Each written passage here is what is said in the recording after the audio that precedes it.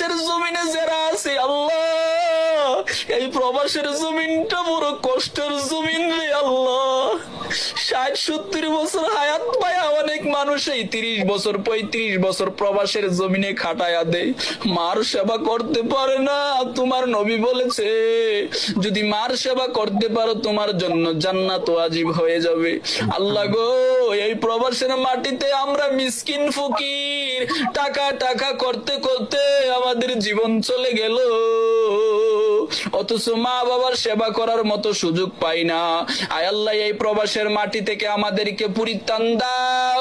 আয় আল্লাহ, আমাদের দেশটাকে তুমি সচ্ছল করে দাও, আমাদের দেশের মানুষকে তুমি হেদায়েত দাও, আমাদের দেশটা যেন ইসলামিক আইন অনুযায়ী চলে এই তৌফিকটুকু দান করে দাও রে আল্লাহ। আয় আল্লাহ, জুলুম অত্যাচার আলেমদের উপরে করা হয়, সেটা থেকে আপনি আলেমদেরকে হেফাজত করে